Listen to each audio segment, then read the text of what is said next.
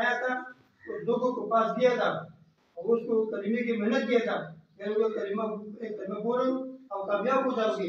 جس لوگوں نے اپنے نبی کے بعد ماری اور پڑھ کامیاب کیا. جیسے نوح علیہ السلام 9.5 سال دعوت تبلیغ کا کام کیا تھا. 80 سے لوگ مسلمان ہوا اس کو مسلمان نہیں ہوا.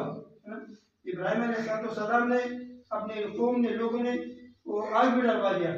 اللہ پاک نے اس آگ میں حفاظت کی. اس لیے کہ اللہ پاک نے کیا جو ہمارا نبی کا دنیا میں تشریف لایا تھا جہاد کا دے رہا تھا.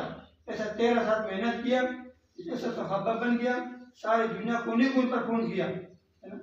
میں نے خود دیکھا ادھر پشاور میں قبر ہے, سکر میں ہے, بلوچستان میں ہے. یہ دن کی محنت کے لیے آیا تھا. کچھ بھی زیارت نہیں تھا, کوئی رشتہ نہیں تھا, کسی کے بارے کا نہیں تھا.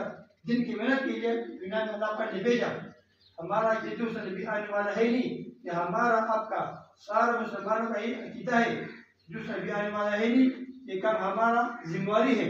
اللہ پاک کی عمل کے دن پوچھے گا میں نے تم کو جوانی دیا, جوانی کدھر خرچ کیا, اور میں نے تم کو عمر دیا تھا, تم کن مشہور میں ختم کیا تھا, اور میں نے تم امال کیسے کمایا اور کیسے حج دیا تھا. آیات سیکھو 100 رقم نامزد ہے. علم کی ایک بات سیکھو آگے سب پر امال ہو یا نہ ہو 1000 نفل سے بہتر ہے.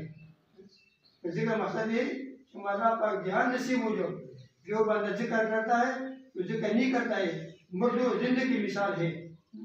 یعنی 8 دروازے ذاکرین کے لیے, ذاکرین آج سے جنت میں جائے گا. اس کے بعد مسلم مقصد یہ ہے کہ ہم اپنا حق دبائے دوسروں کا حق ادا کریں. آپ کا اچھا وہ لوگ ہے جو کہ زبان سے اس کے ہاتھ سے دوسرے مسلمان محفوظ رہے ہوں. آپ کا وہ اچھا وہ لوگ ہے اس کا اخلاق ایسا ہو کہ آپ کا جو آپ سے توڑے گا تو اس کو جوڑو, لیکن ظلم کرو تو اس کو معاف کر دو. صحیح مقصد ہے کہ ہر نیک عمل اللہ رضا کے لیے کرتا ہے. اللہ پاک ہمارے شکل کو نہیں دیکھتے ہیں, مال کو نہیں دیکھتے, نیت کو دیکھتا ہے. قیامت کے دن وہ نیک تولے گا نہیں, گنے گا تولے گا. اس کے خلاف ہو, اس وزن سے ہوا ہو. اللہ کے رضا کے لیے ایک کھجور دانہ دے دو, اللہ پاک پہاڑوں طرح ثواب دے گا. اب پہاڑوں طرح صدقہ دے گا